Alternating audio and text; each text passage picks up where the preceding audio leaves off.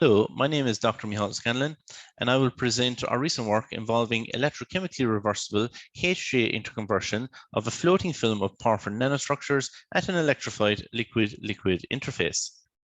Recently, in our JFS Chemistry article, we discussed the optimal conditions to self-assemble porphyrin nanostructures at an immiscible liquid-liquid interface. The aqueous phase contains zinc 4-carboxyphenyl porphyrin, shown here, and the organic phase is simply neat trifluorotoluene. Adsorption of the porphyrin occurs at the interface within a few minutes, as seen by this yellow coloration. Remarkably, the bulk aqueous phase containing the porphyrin could be easily replaced by serial dilution with a blank aqueous solution, leaving just the porphyrin membrane behind, stably adsorbed at the interface. The key variable to induce the porphyrin self-assembly at the liquid-liquid interface is the pH of the aqueous phase, with optimal assembly seen at pH 5.8, a pH which matches the pKa of the carboxyphenyl groups of the porphyrin substituents. Now, certain interfaces between two miscible electrolyte solutions, or ETs, such as those formed between water and trifluorotoluene, are electrifiable. A special 4-electrode electrochemical cell is used to study electrochemical processes occurring at these liquid-liquid interfaces, with the interface effectively acting as the working electrode. Both ion transfer and electron transfer processes can be studied individually or simultaneously using this approach. Now, importantly, all electrochemical techniques, such as cyclic voltammetry, can be applied at the ETs. However, the meaning of the CVs is different.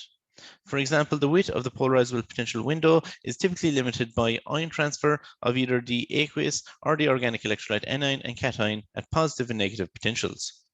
The electrolyte that we use in the organic phase is very important. It's a very bulky hydrophobic salt, as shown here. Now, pay attention to the organic cation, as this organic cation will play a major role in the work described in the following slides. So in our follow-on JFSCMC article, we discussed the electrochemical studies of the floating membranes of porphyrin nanostructures at ETs using the 4-electrode electrochemical cell. The only species in the aqueous or the organic phase were the non-redox active background electrolytes. So the control CV shown here as the dashed line was essentially featureless. And by contrast, in the presence of the zinc porphyrin interfacial nanostructures, several distinct electrochemical signals were seen at negative potentials. Now, the absence of redox active species in either phase means that these electrochemical signals were purely ionic in nature. So where do they come from?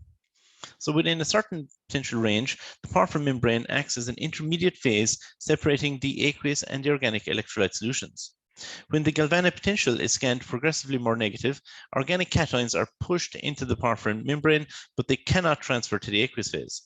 So instead, they undergo intercalation into the negatively charged porphyrin membrane and ion exchange, with protons being expelled to the aqueous phase.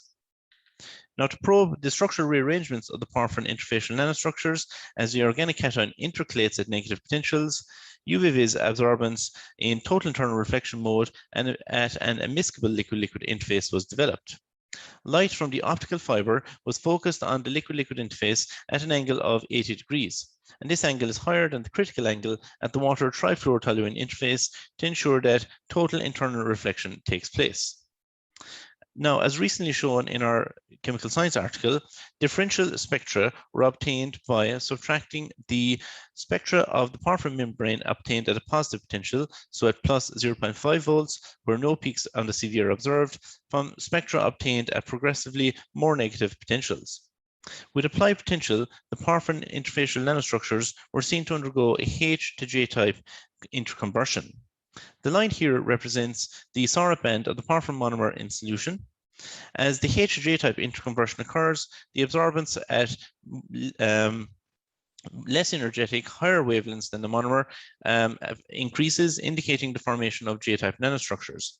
Meanwhile, at more energetic, lower wavelengths than for the monomer, the signal decreases, indicating the loss of the H-type nanostructures. Now, the differential absorption spectra were found to be highly robust and reversible as a function of potential cycling. The potential difference between the two electrolytes was switched between plus 0.5 and minus 0.3 volts during each cycle, and the structural rearrangements were found to be highly reversible over 30 potential cycles. And this opens up entirely novel opportunities for applications as soft on-off switches in sensor, optoelectronic, and memory devices.